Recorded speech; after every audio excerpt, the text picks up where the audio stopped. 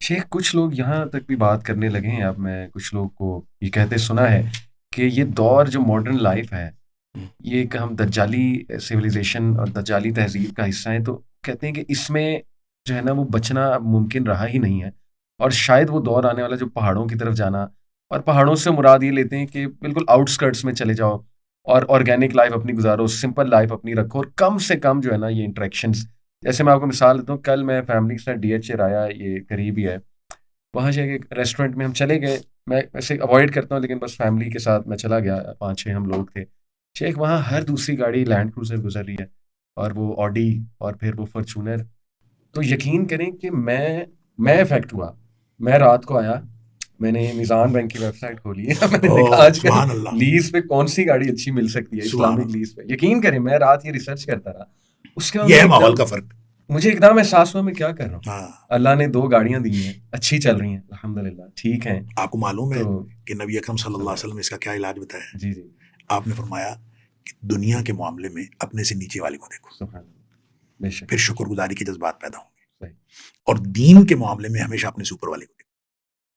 اس سے جو ہے آپ میں یہ احساس کمتری پیدا ہوگا کہ یار میں تو دین کے معاملے میں بہت پیچھے ہوں، مجھے اور زیادہ کرنا چاہیے، اور جو قوت عمل کو تحریک ملے گی. لہٰذا اتنا شاندار نفسیاتی فارمولہ ہے کہ آپ کو فوراً دیکھیں.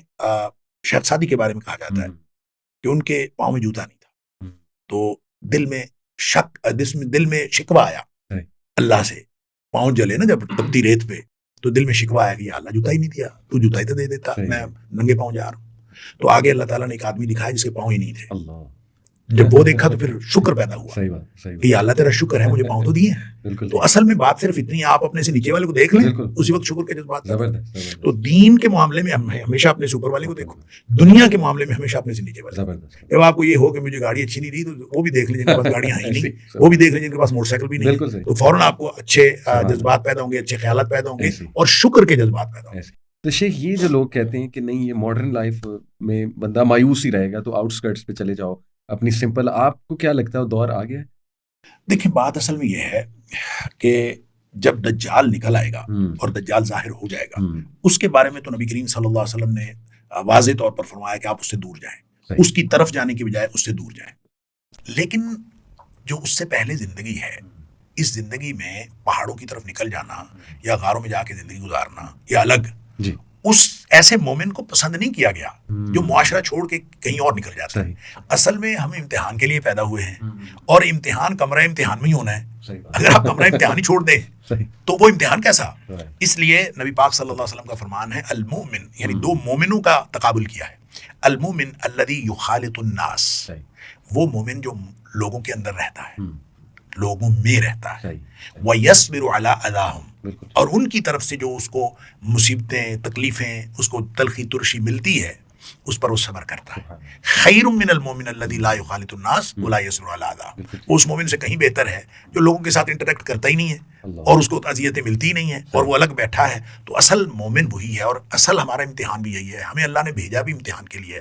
امتحان مختلف حالات میں مختلف ہوتا چلا جاتا ہے، اور جہاں امتحان مشکل ہو جائے نا، یہ قانون ہے شریعت کا، جہاں امتحان مشکل ہو جائے وہاں اجر بڑھ جاتا ہے. سبحان. یعنی جتنا امتحان مشکل ہوتا چلا جائے، یعنی آج کے دور میں آپ اگر کہیں کہ جتنے بھی ماڈرن لائف ہے اس نے امتحان ہمارا مشکل کر دیا ہے، تو جب ہم مشکل میں ہیں تو اتنا زیادہ صبر کرنا پڑتا ہے. تو جب اتنا زیادہ صبر کرنا پڑتا ہے تو اتنا زیادہ اجر ملتا ہے. ایک حدیث میرے ذہن میں آئی کہ نبی کریم صلی اللہ علیہ وسلم نے صحابہ کرام بیٹھے تھے، اور نبی کریم صلی اللہ علیہ وسلم نے فرمایا ان من ورائکم ایام الصبر، اے میرے صحابہ تمہارے بعد ایک دور آنے والا ہے جو ہے ہی ڈٹنے کا دور، صبر کا دور ہے. صبر کا معنی میں کرتا ہوں ڈٹنا. اصل میں صبر جب ہم اس کا لفظی معنی ہوتا ہے روکنا. اس چیز سے اپنے آپ کو، اس فطری رد عمل سے اپنے آپ کو روک لینا. اللہ اس کے رسول صلی اللہ علیہ وسلم کے حکم کی وجہ سے جو کسی بھی سچویشن میں فطری طور پر رد عمل پیدا ہوتا ہے اس کو صبر کہتے ہیں. یعنی خوشی کے موقع پر آپ کو جو دل چاہ رہا ہے اس کو حدود میں رکھنا صبر ہے. غم کے موقع پر جو آپ کو کیفیتیں ہو رہی ہیں اور حدود سے باہر نکلنے کو چاہ رہی، اس کو اپنے اندر رکھنا، یہ صبر ہے.